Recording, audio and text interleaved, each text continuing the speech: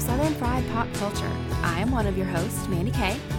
And I'm Kelly Lee. Each week we're going to talk about our experiences of Southern culture through the lens of stories that are set in the South, feature Southern characters, or are Southern flavored in some way. On this show, our structure comes from our amazing theme song written by our friend Jozi Bentley. So we'll talk about the movie in 3 different sections: Southern culture in general, the bless your heart or problematic moments, and the things we love that tickle us pink. This week we're talking about The Green Mile, which was based on the novel by Stephen King. Released in 1999, it stars Tom Hanks, Michael Clark Duncan, and David Morse. It was directed by Frank Darabont, who also wrote the screenplay. The IMDb classifies this movie as crime, drama, and fantasy, which I think was a first for me. And the tagline is, Paul Edgecombe did not believe in miracles until the day he met one. I think that's pretty accurate. Crime, drama, fantasy. Yeah, I think so too. And it's an interesting combination. It really is. I was surprised by it the first time I saw this movie. Now, the movie is set in Louisiana, which generally falls outside of what we call the South, because Louisiana and Texas are kind of more their own thing.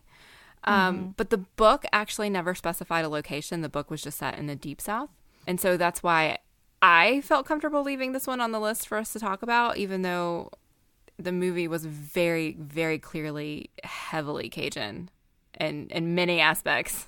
Which was really funny to me, though, because there were parts of it I really felt like was set in Alabama. Mm-hmm. And then there were parts of it I was like, no, that's Louisiana.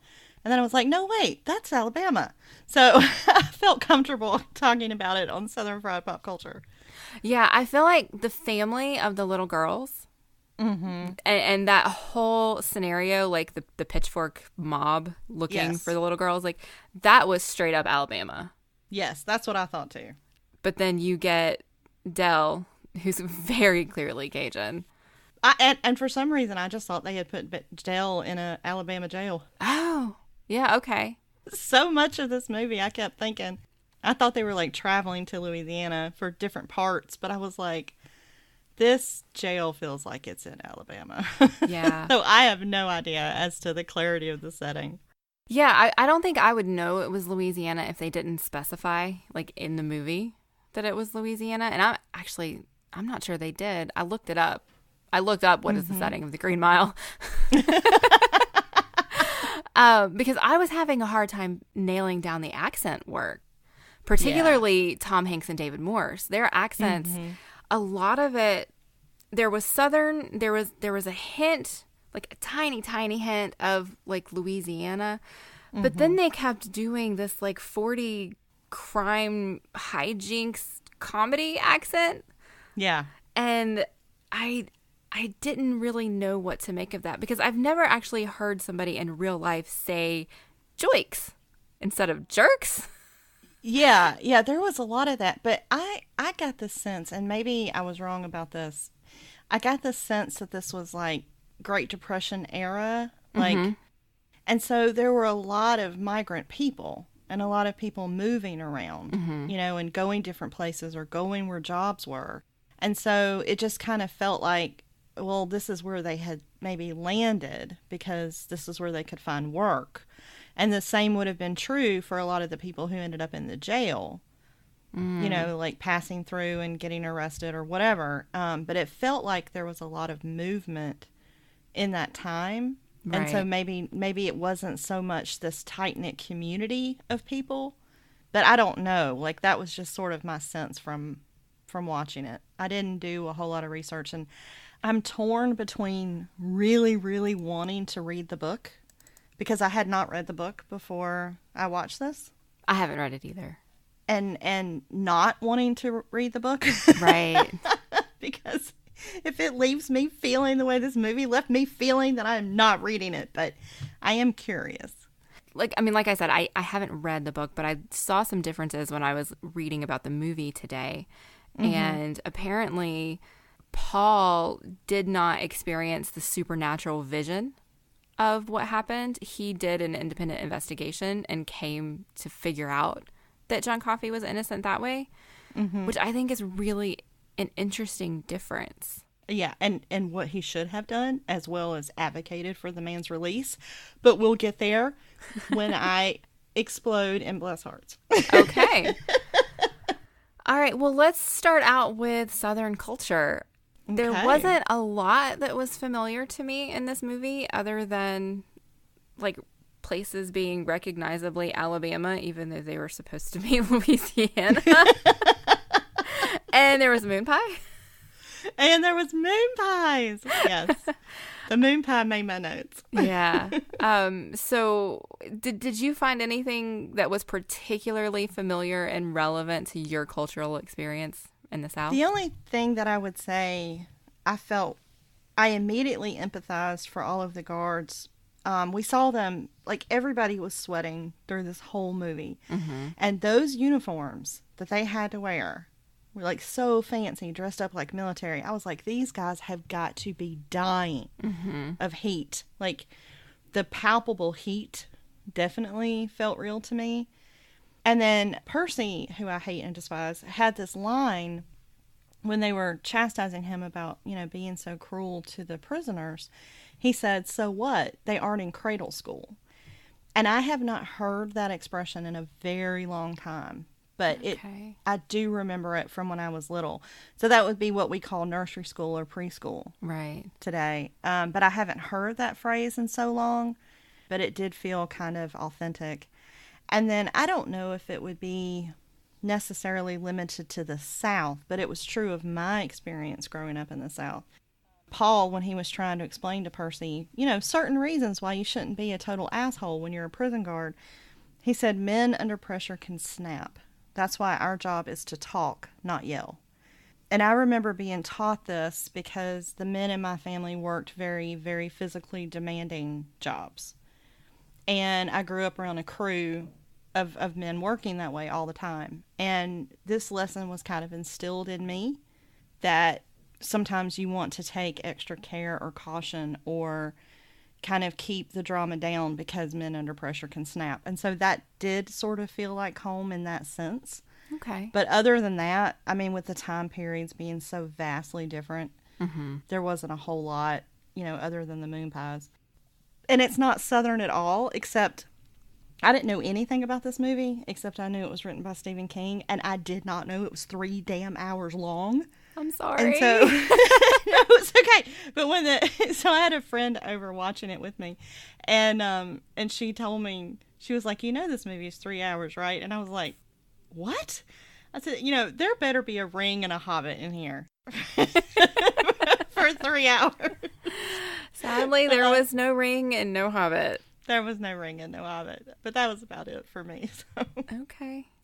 Yeah, that's more than I came up with for the Southern culture experience, just because I think anywhere in the United States during the Great Depression is so far removed from anything I've experienced in my lifetime that it's recognizable, but it's only recognizable from what I've seen in books and movies. Mm-hmm. All right, I know we're going to spend the majority of this conversation in the Bless Your Heart section. And I'm going to let you kind of lead the charge because you have so much to say. I mean, when you were so raged out that you didn't even cry, I think you need to take the floor. So I'm just going to say the two things that kind of really irritated me. And one is, I think, a stereotype of Southern culture, and that is that they had a literal pitchfork mob at the beginning. Yeah. And I feel like that is extraordinarily stereotypical of Southern people, Southern mobs, particularly poor, rural people in the South. Mm-hmm. And so that kind of frustrated me just a little bit, I think. Yeah. But at the same time, they were looking for 2 little girls who were missing. Mm-hmm. So I kind of understand. And then the other thing was at the very, very end, John Coffey apologized for being what he is. He said, "I'm sorry for what I am." And that just broke my heart. Nobody should ever have to apologize for who they are. One of the reasons I wanted to set the movie on fire. Set it on fire? Wow. You feel pretty strongly about this one. So, yes, I'll quote Joshua Unruh with something that he has said about Agents of S.H.I.E.L.D. If this movie had a face, I would punch it. Okay. And everybody kept telling me, you're going to cry, you're going to cry. I was so filled with rage on John Coffey's behalf that I could not come close to tears. it just like exploded with fury. Wow. At how he was being treated, and just the sheer injustice of it all. And no, I did not want to cry. I wanted to set the whole thing on fire and take him home. And there was no redemption in the movie for you. No, absolutely not. No. Even though he wanted to die, like he wanted the misery of his life to end. If the man had been shown love and kindness, if he had people who empathized with him, if someone stood up for him, then maybe that would be different. But they didn't. And not only did they let him die, they let him die in front of all those people as a guilty man. And not only was he innocent, he had healed Paul and Melinda. Mm-hmm. You know, and so, like, I thought, well, if they can't get out of killing him, if there's no way to escape, then you mix up a potion and let him die gently in his sleep. You do not put him through that execution because your job is on the line. Like, hell no. No. Mm-mm. Nope. It was absolutely unforgivable to me. It was just absolutely not okay. And I just could not stand it. I could not stand it. I could not believe they went through with it. I understand why they did. I mean, Paul offered him an escape, and he didn't take it. Paul said, tell me what you want me to do. Do you want me to just let you go? And do you want me to just let you go out alone in the world where you have no one, and you're going to be all by yourself, and people are going to be afraid of you? That is not helping him, in my opinion. That is not enough. Like, we have this amazing, miraculous healer, psychic, empath with like the most gentle heart and soul. And what does the world do to him but break his heart and treat him terribly and then execute him for a crime he did not commit? No, I understand. I understand your rage. I do, but I also understand his perspective just because, I mean, he gave some of the pain that he was feeling to Paul, and that was just a tiny piece of it. So for every emotion that he felt, for everything that he took in to take away from somebody else, he was in physical pain. And he never felt any of the good stuff because he was always trying to take the bad stuff from people. And I think that's why I completely understand his desire to just have it stop. And I think if that was what they came to, like if that is the absolute only way for that man to find peace is to die, then you help him die. But you help him die with dignity and with care. You do not let him go down in an execution the way that they did. And I think that's the part I just can't get past. I don't think they had any other choice. Oh, we saw that they were fully capable of mixing up drugs and soda pop bottles. I think they could have figured something out. Like, and maybe I just haven't had time to process my fury at the injustice of it to like get to the point where I would be more sympathetic with them, but I can't get there. Like I was so upset and like so furious for how he had been treated. I mean, they could not even get that man a bed that he could lay on that would fit him. Like, it just... He was 7 foot tall. I know. I don't care. I think it just crosses my threshold of terrible treatment to a wonderful human being, and I can't stand it. So okay. I don't know. Maybe it's just, it goes too deep for tears, and my reaction is just to want to blow the place up and take care of him. Because I wanted someone to show him the kind of kindness that he had showed other people. And I know that the cards were kinder to him, you know, and I like that they took him to a movie and they didn't put the blindfold on him, but it wasn't enough for me. So I mean, I have a hard time even articulating why. I just felt like they completely let him down. And then the whole thing ends, you know, so it's so depressing. Like, there's no hope. There's no sense of peace or forgiveness or anything. It's just I let John Coffey die, and now I'm cursed to walk this earth forever while everyone I know dies, and it's just me and this mouse, and it might be that way for the next 50 years. And it crushed my soul. Like, Oh. it just crushed my soul. That's why I kind of have hopes that the book would be different. But I think I maybe was naive enough that I really did not think he was going to die the way he died. And then when he did, I just refused to accept it. So. Yeah, I think I look at it much differently than you do. I feel like John Coffey was treated horribly. Absolutely. He was treated horribly by the world. He was treated horribly by the justice system, by the people who immediately assumed he was guilty. Although, granted, he was kind of caught in a damning situation.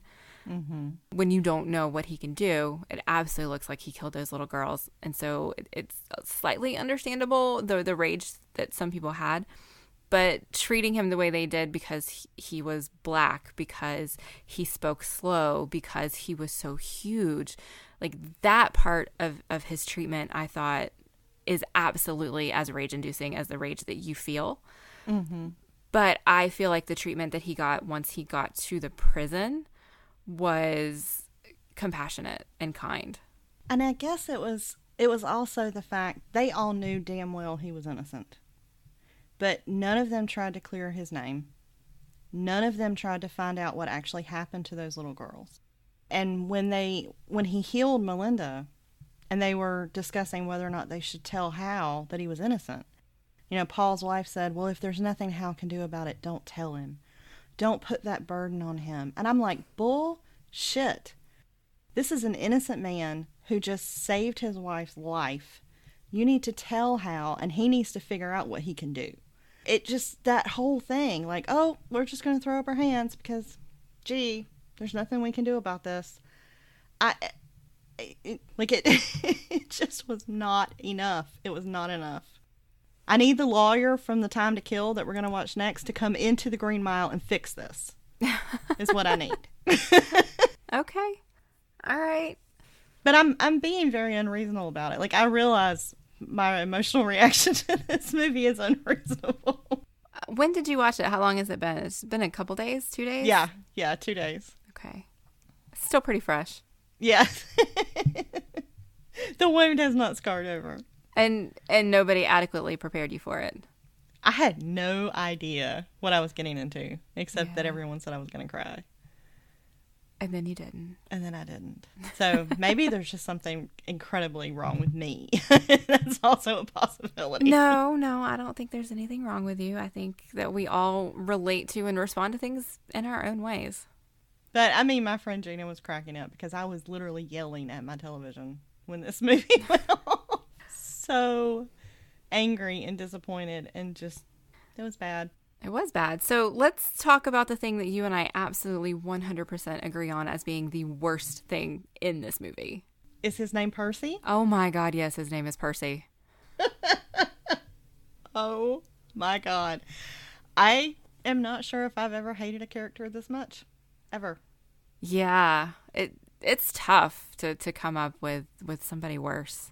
Yeah, he was awful. And taking such glee in yelling, dead man walking behind, everybody. And I wrote in my notes, I said, I hope that dead man walking walks right on top of you and squashes you. Like, I hated him so much. And I'm pretty sure he was a psychopath. Oh, absolutely. Absolute determination to kill that mouse. And the cruelty, like telling Dell that there was no Mouseville in the moment he was going to die. Mm-hmm. I don't even have words for how bad that was. And leaving that sponge dry on purpose so he could see what happened to Dell. Oh my God, just the absolute cruelty of that. I just can't even stand it. Although I have to say, him ending up as a patient at the Briar Ridge Mental Hospital felt like poetic justice. Absolutely. I think him choosing to stay at the prison in E Block when he could have left at any time because he had the connections to do it, he chose to stay because he wanted to watch people die. Yeah. There's no other word for him other than psychopath. Yeah. And the thing is, I think they all knew it. Like, they knew he was staying because he wanted to watch people die. They knew that. And even when they, you know, locked him in the closet, which I was a big fan of that scene, when they got him out and talked to him or whatever, and they kind of said, all right, go forth and sin no more. Like, what happens on the mile stays on the mile. They gave him his gun back. And I was like, y'all are the dumbest people who have ever walked the planet Earth. To give someone like that, when he said, oh, I'll think about it, with that look on his face, and you give him his gun back, I was like, he's going to shoot everybody before he leaves that jail. But I was shocked when John Coffey grabbed him and sent the brain tumor into him. I did not see that coming. Why did you think he kept it? I thought he was going to try to die on his own terms instead of having to go through the electric chair. That's what I thought. Yeah, that's what Brutal thought. Yeah, I was with Brutal on that. Because if you can die peacefully, which again, I just think is something they should have arranged for him if they had no other choice. I thought that would have been his choice instead of the electric chair. Mm-hmm. But I did not see that coming, and that really shocked me. And the fact that he knew what Percy would do, and that was the only way to take out Wild Bill, who needed to be taken out for what he did to those little girls. I mean, it was John Coffey justice, but I kind of felt like he had earned it. Like, and I am not in any way, shape, or form an advocate for the death penalty. I am absolutely anti-death penalty. But I was still found myself not upset when Percy shot Wild Bill. Right. That's because Wild Bill was a character. I mean, he was awful. He was almost worse than Percy. Yeah. It's just Percy had power, which makes it worse, I think. Mm-hmm. But they were almost two sides of the same coin. But at least Wild Bill didn't pretend to be other than what he was. That's and true. And Percy's walking around in a guard uniform acting like he's one of the good guys.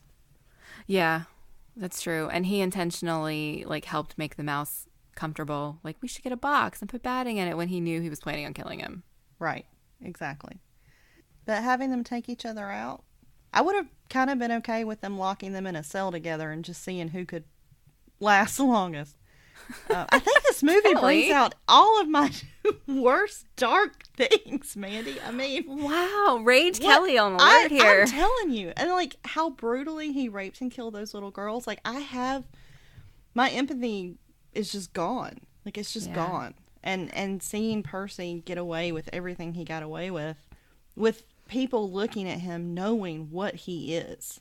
And their solution is just to get him transferred. Well, that's great, except for all the helpless mental hospital patients that he'll now terrorize. Nobody was willing to stand up to him enough. They were going to do what they had to do to get him out of their jail, but then they're just sending him on to hurt other people, other places.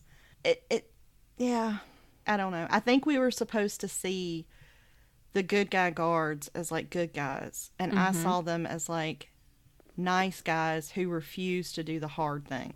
I can understand that, but I think my perspective is different, partially because it was such a different time. Yeah. I mean, people didn't know about mental illness then, and they just kind of chalked it up to boys will be boys. And at the same time, Percy was very well connected, and it would have cost all of them their jobs. Right. And I feel like the least of two evils here is they get to keep their jobs and be nice to people and have compassion, than lose their jobs and have people like Percy remain. That's true, too. Yeah, Percy's privilege could have been its own movie. I don't know. Yeah, I mean, seriously, this movie's not bringing out my good side. I just... Oh, it's tough to watch. It is 100% absolutely tough to watch. It is. And Percy ended up the way he ended up. I was good. I had absolutely no empathy for him either. And I don't like that about myself. That was my reaction, but it was. I think it's understandable. I do. I mean, if John Coffey can be moved to that point, I think that us mere humans can't be faulted for it ourselves. Well, that makes me feel a little better. John Coffey definitely has a better heart than I do. Absolutely. He has a better heart than all of us, I think. And so, like, okay, this is a small thing, and I realize that it's a product of its time. But Hal's wife, Melinda, has a brain tumor. And the doctors told Hal that she had a brain tumor, but they did not tell her. Yep. And he's like, oh, I haven't told her yet. And I was like, you have got to be kidding me. This woman did not even have the rights to her own medical information, and he's keeping it from her. I just didn't have words for that. It drove me crazy. And then when the Paul and company brought John to Hal's house that night, I mean, they showed up in the middle of the night to heal Melinda, but none of them bothered to explain to Hal, this guy has magic powers, and he's going to heal her. They offered no explanation whatsoever, and I was like, please use your words. You need to tell Hal something. Like, he has no idea what's going on here. You're just showing up in his house in the middle of the night and bringing this guy inside. I could not for the life of me figure out why they didn't tell him something. And just, like, I couldn't quite process this. Apparently, Hal cannot handle being given information. No, I think from their perspective, it's the kind of thing that you have to see to believe. He was never going to believe that this prisoner who is in prison for murdering 2 children is a healer. There was no way that they were even going to be able to have that conversation and still get John into the room, I think. And so that's why they did it the way they did. I guess. But, I mean, they didn't even say he can help her or he helped me, just trust us. It was just, we're showing up. And Yeah, no, you're right. Yeah, and also, like, I never want to watch Tom Hanks pee in a movie ever again as long as I live. Yeah, between this one and A League of Their Own, I'm kind of done. It's like, I was laughing. I was thinking, I wonder if the peeing scene in A League of Their Own was the casting call for this. That was like, you know who we need. We need Tom Hanks for that. And I mean, I know he needed to have some kind of illness so John could heal him, but I'm like, couldn't he have had migraines or like really bad allergies or something else? So, I don't know. It just kind of tickled me. I mean, it annoyed me, but it kind of tickled me too. Yeah, I think it did annoy you. You talked a lot about that urinary tract infection. Oh my God. I was like, come on. I don't want to keep seeing this man pee. It's just ridiculous. But yeah, mostly, I mean, it was just the big things. It was just this constant, unforgivable justice of this movie. I mean, I did like Paul going to talk to John Coffey's lawyer. And I was thrilled by the actor because I got to yell, Lieutenant Dan! back with Tom Hanks, and that made me very happy. Right. But that guy comparing John to the dog who mangled his son, again, it just leaves me without words. Like, the absolute lack of humanity in this, you know, I don't know. I just couldn't stand it. But he honestly believed that John did what he was accused of. And so I feel like that's justifiable, because if you're going to do an act of horror that heinous, that is inhumane. And so it does not bother me to compare that level of criminality to an animal.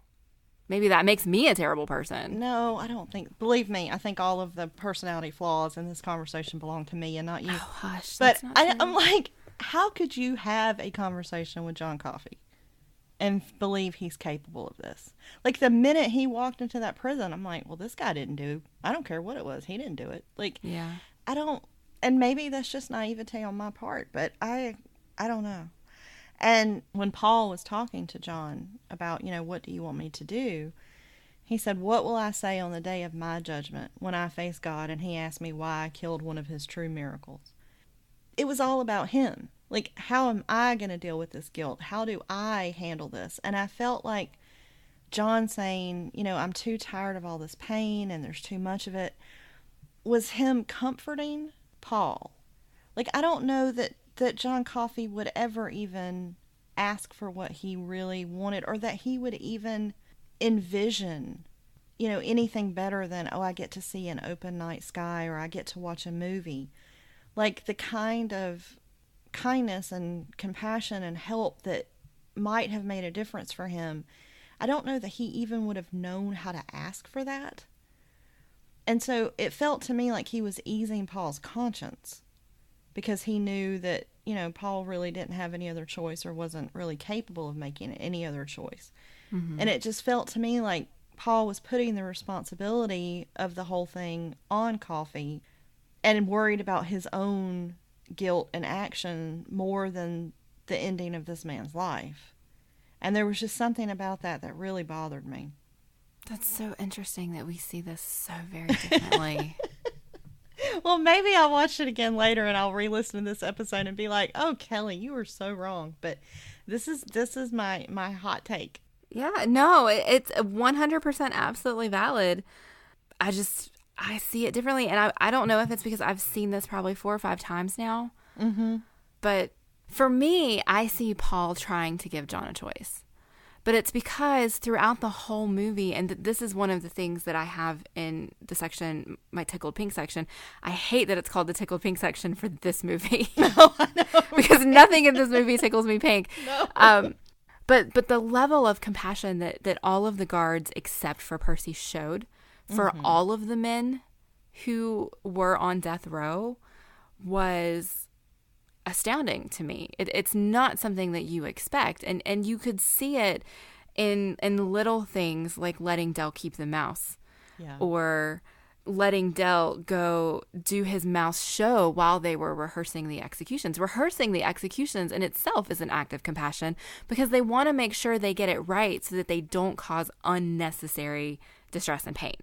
And so I guess I'm looking at Paul and Brutal, really those two more than anything else, because those were the two main ones, but I'm looking at them through that lens of compassion. I did see that in them, and I never got the sense that Paul or Brutal. Now, I did really like Brutal.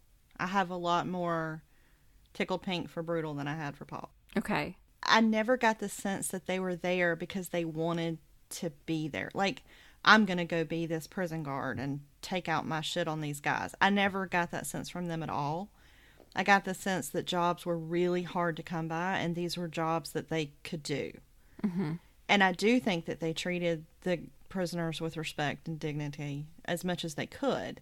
And the first rehearsed execution that we saw, I kept finding myself laughing, even though it was horrific. And I think probably Stephen King is the only person that could make me laugh in something that horrible, because practicing an execution is kind of a horror show. But having the guy walk through and pretend, and he was talking out loud through every step.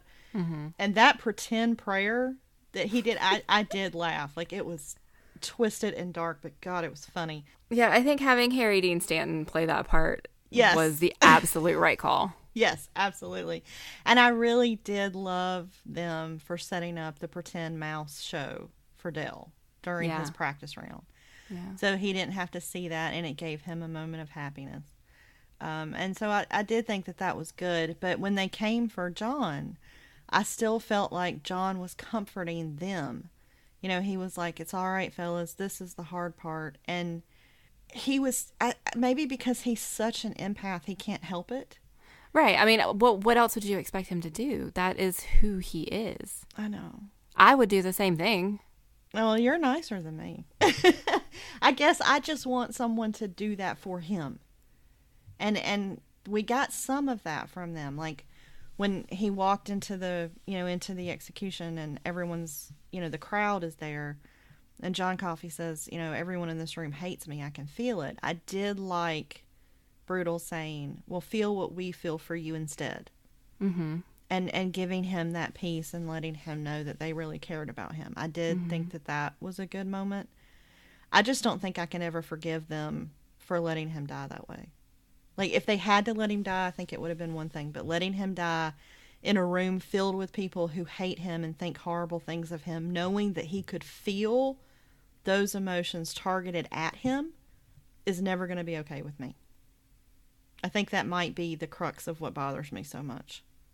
Okay. I'm trying to figure out what a different scenario would have been, because I can't imagine any of these men actually killing him, which I feel like is your suggestion of drugging him so that he dies. Yeah, but they did kill him. They walked him into an execution. They said roll 2. I mean, they did, but that's their job. That's their literal job. The state killed him, not them. And that's different from actually choosing to give him, I don't know. Yeah. Maybe, well, and that's not my first choice. My first choice is you take him home. Move to another state where nobody knows you and break him out of prison and take care of him and give him love every day for the rest of his life. That's my plan A. Okay. I am not realistic in what I want from people, Mandy. Oh, because The Green Mile is such a realistic movie. Well, and see, that's part of the problem. Okay, Yeah. because you have magic in this world. Mm-hmm. And so that could have opened possibilities for endings that might not otherwise have been possible. And I think it's almost worse. Like if this was a kind, gentle man who had been sentenced unfairly and was innocent, but had to be executed because he was guilty and there was nothing they could do about it, it would have been a tragedy and I would have cried. But I think because we have magic in the world, that it opened up new possibilities that then were not carried forth. And so to have that level of injustice and his death in the face of magic, I think that was what crushed my soul. Okay. Because I want better from the magical world. Bad enough living in reality. True. But there's no evidence of other magic in this world. Oh, no. There is one more. Because this is the movie I wanted. When he gets to heal Melinda. Oh, she had dreamed about him. She says, I dreamed about you. And you and I found each other in the dark. So there's some connection between the two of them. And I would not be surprised at all if Melinda had some kind of magic in her. But, like, there was already that connection there. And it felt like there was so much possibility with what they could have done with the two of them that I don't know what it could have been, but I wanted whatever it was. I'm not articulating my feelings about this movie well at all. No, you absolutely are. You feel very strongly about this movie. A huge ball of emotional pain and torment. Oh, yeah. I think I'm conflicted a little bit about this movie because on the one hand, I feel like it's very much not a Stephen King movie or a Stephen King story. But on the other hand, it is because, I mean, this is coming on the heels of Shawshank Redemption, which, of course, is another prison movie. Although that one didn't have the supernatural aspects that this one does. But the supernatural is sprinkled throughout so much of his work because Stephen King really likes to play with the idea of good versus evil. And I feel like that's what he was doing here. And I think that's probably why I've never actually labeled it magic until this conversation. I've always looked at it as almost religious in nature. Oh, that's interesting. Like not exactly religious, certainly not Christian, but still some sort of larger force in the world. Because I think of things that Stephen King has done, like The Stand. Mm-hmm. And that's very, very much religious based, if you've seen that one. And it just makes me wonder what he intended by including this. If you think this is good and evil, then is this a movie where evil wins? No, I don't think so. Oh, God, help me find some hope in this movie, Mandy. See, I think there is hope in this movie. I think to have Percy end up catatonic, he put the evil in its place. Mm-hmm. Percy's not the only evil, but he was the evil surrogate in this movie. Mm-hmm. And so to have him defeated, I think is absolutely the right call. He needed to be defeated. And I think letting John, yes, we both want John to have lived, but I don't think it would have been as good of a story if he had lived. I think he had to die. And I can't entirely articulate why I think that. A lot of it has to do with him making the choice. A lot of it has to do with my perception of him making the choice, since clearly that's not your perception. And it has to do with his actual ability, because it felt like to me from watching it, his ability was all about pain. It was about him taking pain away from people and feeling that pain. I never saw him feel pleasure or happiness. And so for him to choose to leave that behind is him choosing to finally feel peace. And to be able to do that surrounded by, at the very least, 4 men who respected him and had grown to care for him, enabled him to do that in a way that previously wasn't possible. And so those things make me feel okay about it. And then because the mouse is still alive, I always get really happy because he's a mouse and he shouldn't die. Okay, I will give you the mouse. The mouse is very cute. I think because I saw John experience joy at the same level of intensity that I saw him experience pain.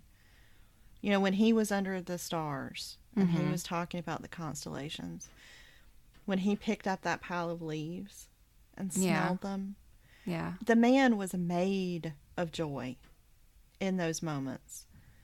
And so if he had no ability to feel happiness or joy, it might have been one thing, but he did. And even to a level higher than I think most of us can. Okay. You know, and so like that was one of the things that bothered me so much, because he did have that deep capacity.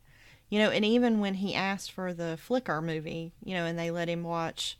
Now, I mean, granted, they did let him watch Fred Astaire dance, and that made me happy. You know, take the man back out under the stars. You saw how much he loved that.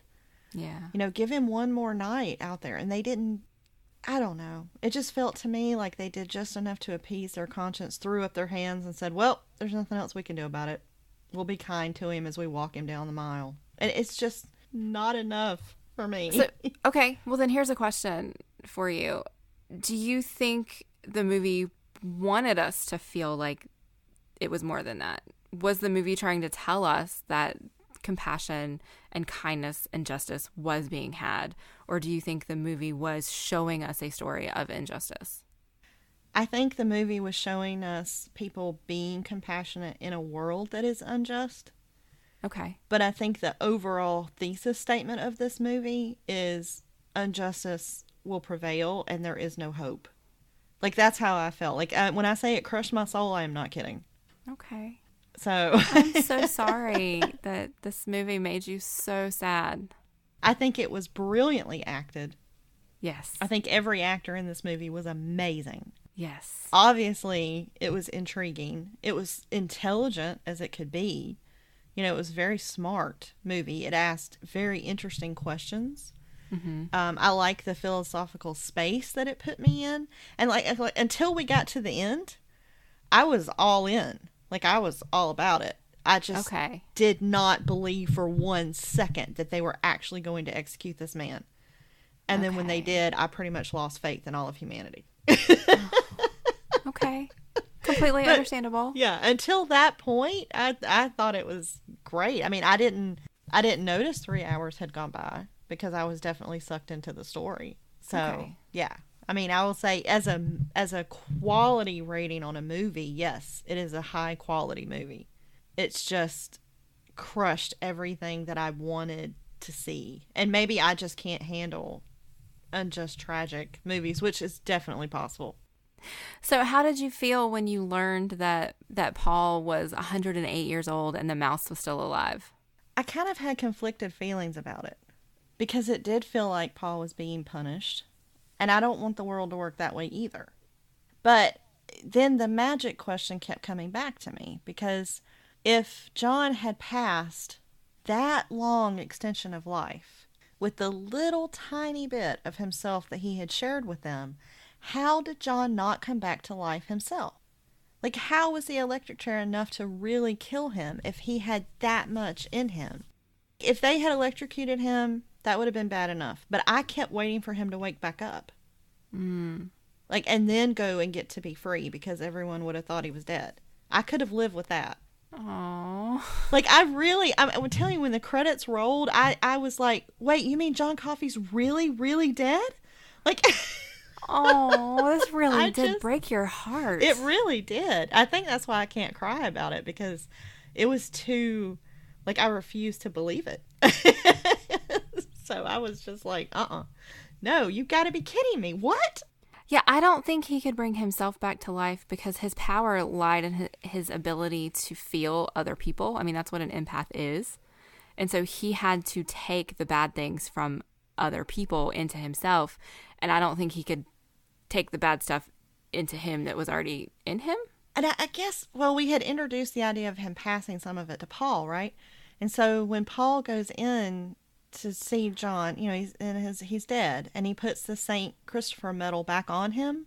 Mm-hmm. That's when I thought John was waking back up, because Paul, if he had had some of that in him, could have revived John, and then it would have been great. I mean, it would have been great because they still would have gone through with the execution, but it could have been a revival. It could have been a healing. Yeah, I don't think Paul had enough to do that. I mean, it took a lot out of John to revive the mouse. Yeah, that's and true. So to revive a person, I think would take a lot more than the small amount that Paul got from him. Because I mean, Paul, it didn't seem like Paul gained the ability to do anything that John did. Like, he didn't suddenly become an empath. He just had a longer life. He just lived for a really long time. So, yeah. Does it remind you of Captain Jack in Doctor Who, when Rose Tyler accidentally made him live forever? No, because he still aged. And Captain Jack never aged. Well, Captain Jack did age, but it took millions of years. Well, yeah, that's true. Yeah. If we believe that he really is the face of Bo. It's so cool if he really is the face of Bo. Okay, sorry. Segue. I think I need something else to take the pain of my heart away from this, Mandy. So let's talk about what tickled us pink. Well, I think I've already covered my stuff, really. I mean, we've talked about John a lot. Mm-hmm. We talked about the compassion.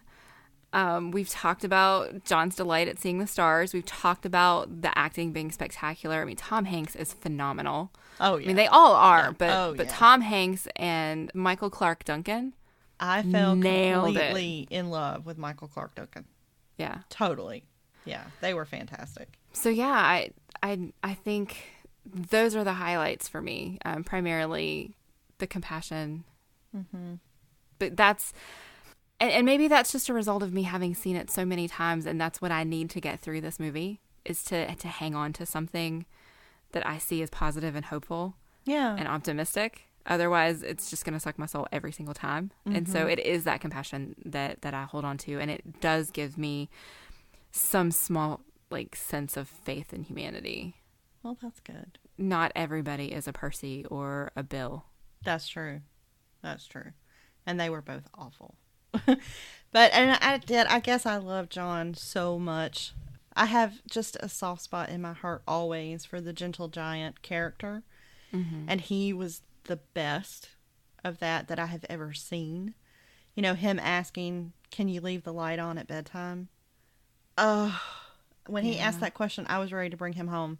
I was like, I just want to cook for this man and let him sleep with the light on all night.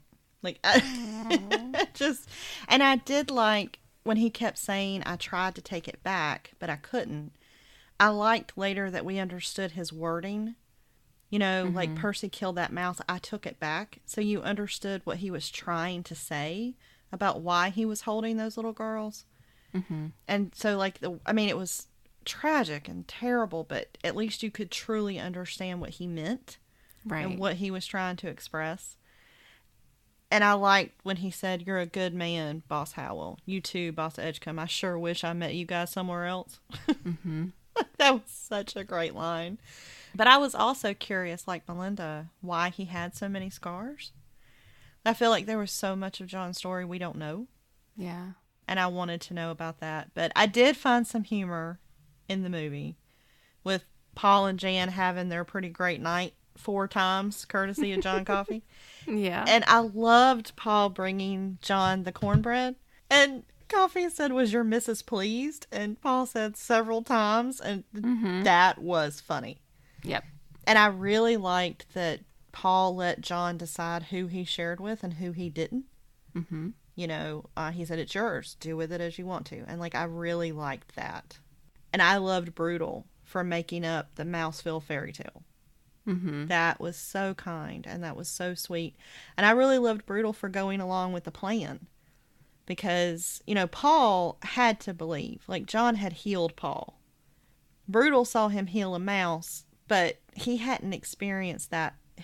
Like, it was different. Their level of belief, their level of investment, what they were willing to risk and why. But Brutal still went along with it, and I really like that about him. That's because he trusted Paul so much. Yeah. And then I loved Melinda so much. I loved her dreaming about John. I loved her giving him her St. Christopher medal. I wish something had come of that, but I did really, really like it. So in my story that I want rewritten of Melinda and John, Brutal can come too. Okay. That will make me happy. All right.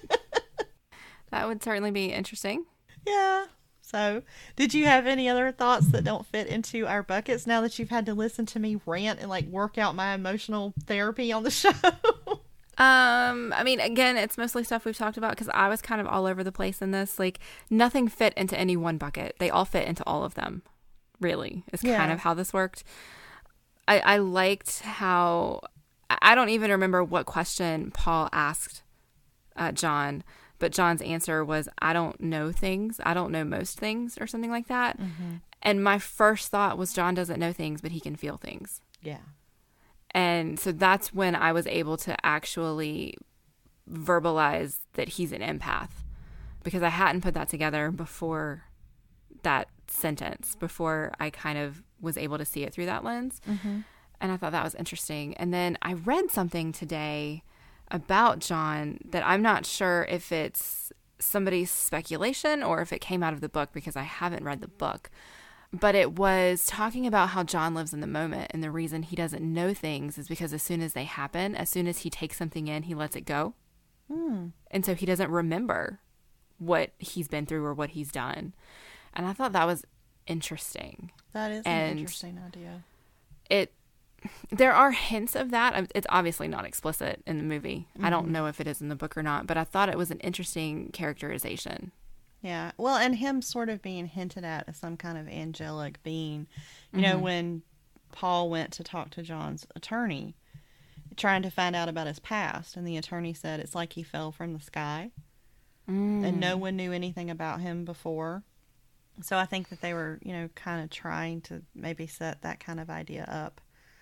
But I also thought it was strange, and I didn't know what section to put this in. You know, we saw these men executed, but the only person the crime they were accused of that we know about was John. We didn't know what Dale did, do we? And the first man that they put to death before him, did we ever find out? I don't remember hearing what either of them had done. I don't think we did. It was, to be on death row in 1935, it had to be murder. Okay. I just thought that was curious. We found out what Wild Bill did. Even before, we found out what he was arrested for, even before we knew about him and those little girls. And to be honest, I thought Percy was the real person who had killed those little girls. Oh, wow. That was what I was waiting on from, like, the minute we met Percy. Okay. So I was surprised when it was, I wasn't surprised that Wild Bill had done it, but I did think that was an interesting turn. But I thought it was Percy. Like, I was ready to completely think that he had done that. And then I was kind of sad there was no Stephen King cameo in this movie, because I'm used to seeing him make a cameo in his movies. Yeah. I'm not sure where he would have been. I guess he could have been just sitting in the audience for one of the executions. I did read that he did go to the set, and the first thing he wanted to do when he went to the set was sit in the electric chair. Oh, God. Which I would not have wanted to do, so. Somehow that does not surprise me. Yeah. Yeah, I still feel really bad, like, talking about my strong reaction to this without fully processing it, because I'm sure I just sound raw and highly emotional, but this is what it is. No, I think that is wonderful, honestly. I think being able to kind of talk through that process is a good thing. You're such a sweet soul, Mandy. So what are we going to watch next? I don't know why we did this to ourselves, but we decided to put A Time to Kill right after The Green Mile. Oh, God. What were we thinking? I don't know. I mean, you weren't because you had never seen The Green Mile, so I take full responsibility for this. I don't know why we did this. Okay, where is the Great Southern Comedy Musical? Because that's going to come in season 3. Okay. Because we have found it. Oh, good. But that will be in season 3. So we have 2 more episodes to go. A Time to Kill and Big Fish. Oh, God, that movie's going to make me cry like a baby. I have never seen Big Fish, and I don't have a clue what it's about. I literally know nothing about Big Fish. If I remember correctly, it's a story about a father and a son. Okay. It's definitely not, it's not like The Green Mile. It's not like A Time to Kill. Oh, I'm pretty sure there's no murder. Well, A Time to Kill, I've seen twice, maybe, and I've read the book. It's been a long time, but I read the book a couple of times. So I know what I'm getting into with that one. Okay. Have you seen it? I have. You have? Okay. I've read the book, too. Okay. Okay, cool. I saw the movie first, and I prefer the movie to the book, but probably that's because Matthew McConaughey and Sandra Bullock. I like Sandra Bullock. All right. Well, we want to hear from you. If you want to join the conversation on Twitter, use the hashtag #SFPop. Tell us all about your experiences growing up in the South, or how you felt watching The Green Mile, or what you would like to hear us talk about next week with A Time to Kill. You can find me on Twitter at Mandi Kaye, and you can email us at podcast@eloquentgushing.com. And you can find me on Twitter at Dr. Kelly Jones, or on the Still Dead and Orgasm podcast from Chipperish Media. Southern Fried Pop Culture is funded 100% by supporters like you through our Patreon page. For exclusive content and more, please visit us at patreon.com/eloquentgushing. Thanks to Jozi Bentley for our awesome show music. And thanks, y'all. You wanna hear just what I think, but I don't walk around tickle pink. I've got a lot to say about today's modern art. There's stories and there's counterpoints, and I have got my unique voice. I'm a professor who says bless your little heart.